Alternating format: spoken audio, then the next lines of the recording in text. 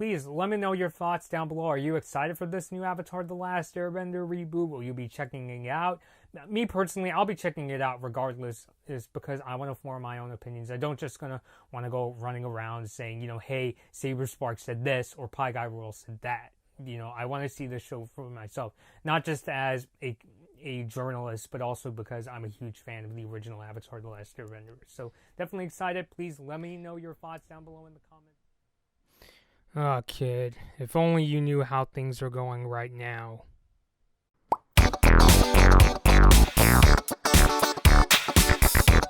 Hey everybody, Blood Moon Bobby here. So unfortunately got some pretty sad news in regards to the Avatar The Last Airbender live action show for Netflix. Unfortunately, the show's creators Michael DiMartino and Bryan have left the project due to creative differences, and Koneitzko in particular said that Netflix did not support their vision in the end, despite promising to do so when the project was first announced. Now, both Koneitzko and DiMartino released statements explaining why they decided to leave.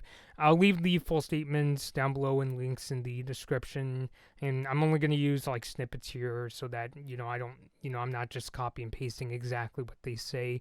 But I'll start off with what Bryan Koneitzko had to say on Tumblr. He also posted this quote on his Instagram, and it says, quote, "When Netflix brought me on board to run this series alongside Mike 2 years ago, they made a very public promise to support our vision.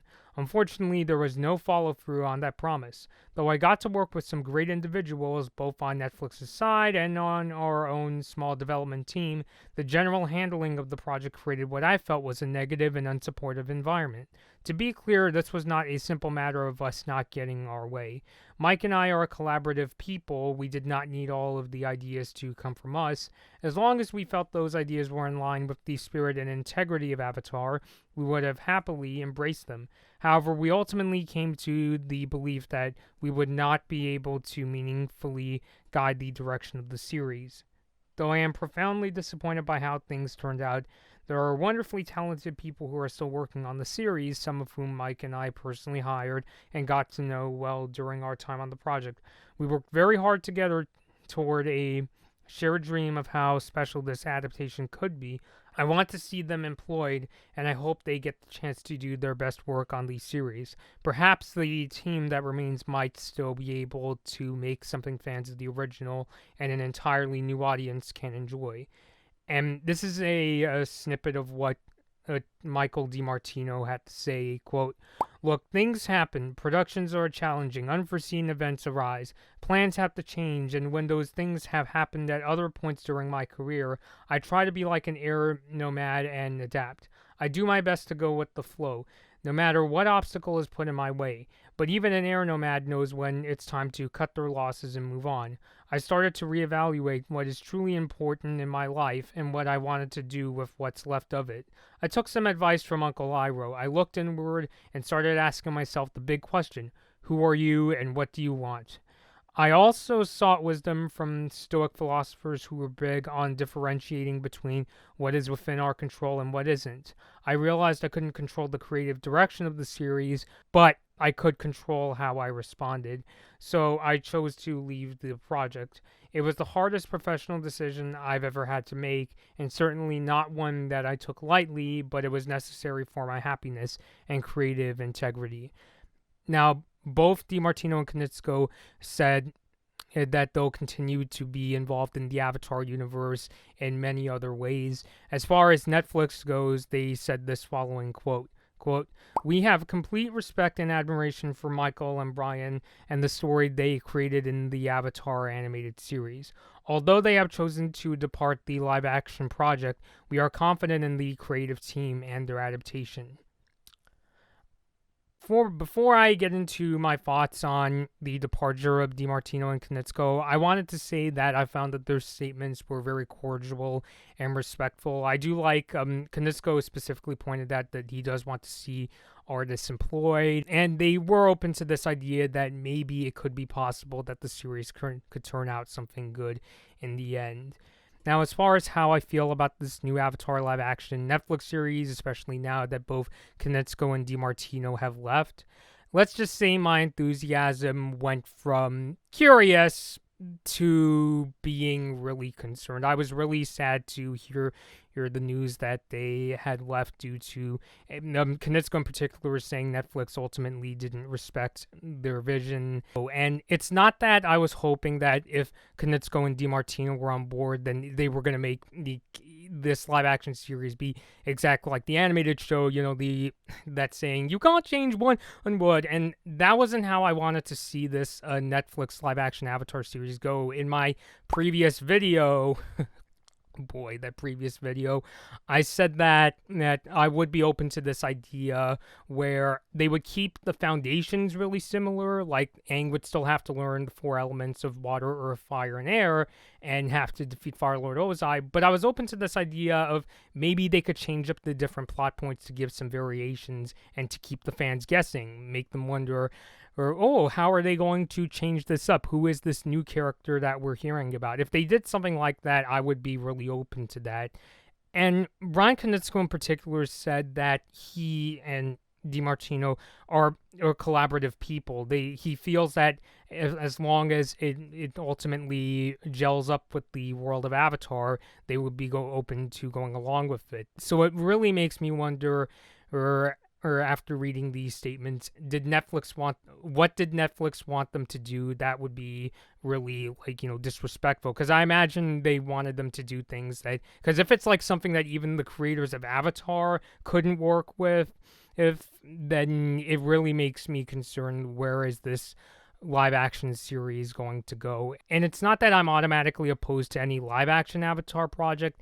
It just seems like whenever your Avatar goes into the live action world, it seems to be given to people who may not have the best of intentions. And when I was doing the research for this video, my sister Penny shared with me this Nerdist panel, which I'll have linked to the description. It's really interesting stuff, where the Avatar creators talked about their experience working on the now infamous Last Airbender movie. And I'm not going to lie, I kind of see some similarities between what happened to them on these two projects. The main difference here is that while on the movie they stayed on as executive producers, they weren't allowed to do the movie themselves, and they could only be there in order to consult and help with the project in any way they can. Koneitzko also said that they had a falling out, and it seems like a really sort of taboo subject to talk about. It's a subject that both creators really don't want to bring up. Koneitzko even went as far as to say he would need a couple weeks to explain what fully happened with the Last Airbender movie. Whereas this time with the Netflix project, they were given the reins, they were given creative control at the start, but Koneitzko said that Netflix didn't respect their vision ultimately. I'm wondering if this was a case where, because of their really scary experience working on the M. Night Shyamalan Last Airbender movie, did Koneitzko and DiMartino say, yeah, we don't really want to go on that trip again. We don't want to have something similar like that happen again. So we're going to cut ties and walk away from the Netflix project, because that's the vibes I'm getting. And even down to how DiMartino was saying that it was a really terrible experience, but they did have they learned a couple things, like they met great producers and ILM workers on the way. Like the way that they're presenting what happened just seems really similar to what happened to the live action Last Airbender movie. Now, am I necessarily saying that the new Netflix live-action Avatar series is going to have similar problems?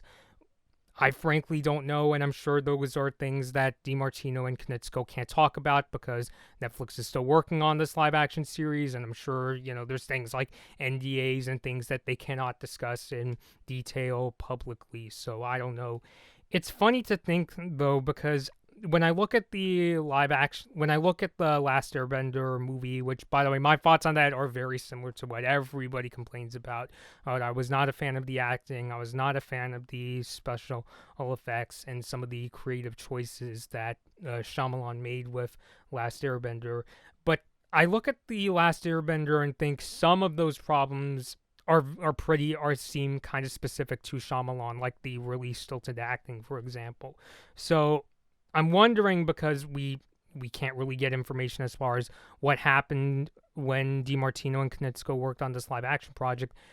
Was there something worse that might be coming with this new live-action Avatar series, and just what awaits us as if this series does come out in the end? As of right now, I mean, obviously I can't say that, the live-action Avatar series is bad, blah, because objectively I can't say that since I haven't seen the show myself, and I'm still really on the fence about if I'm going to ultimately review this series. I mean, ultimately I think that's really the only way I could form my own opinion on this show. My enthusiasm for this Netflix live-action Avatar series has went from being curious, because when the project was first announced, my thought was basically, I'm open to this idea, but I hope they make a few creative changes for it to stand out from the original animated Avatar series, give it its own identity, make it something that both newcomers and fans could be excited. Because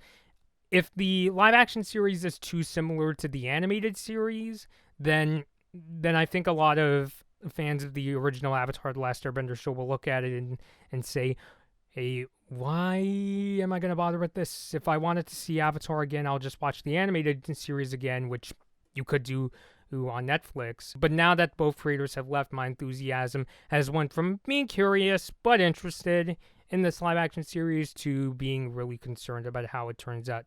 As both creators point out, maybe in the end, this show will turn out maybe something good can come out of this live-action Netflix series, but I don't know. No, I'm just becoming quite nervous about what's going to happen. I'm sad to see them go, and I realize that, especially because they had the chance to be involved with this project, maybe it probably would have had a better chance of turning out something good if it's true, and Koneitzko said that Netflix ultimately didn't respect their vision, if they just let them stay, help them maybe with things like with the production and budget, but ultimately give the two creators creative control, maybe it would have a higher chance of being something that's good in the end. But now that they've left, I'm not so sure. So I guess we'll just have to see how it goes if this live-action Avatar series comes out. And so I want to hear your thoughts down below. What do you personally think? Do you think that this Netflix series could still turn out good, or do you think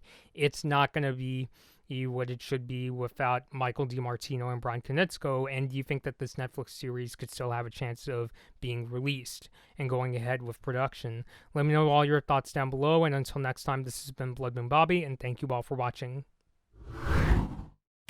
Hi everyone, thanks for watching this Blood Moon Bobby video. Like and share the video if you enjoyed it. Subscribe to the channel to see more of my videos, and ring the bell to be notified about my latest uploads. Don't forget to follow me on social media for my latest opinions and video updates. I hope to see you next time.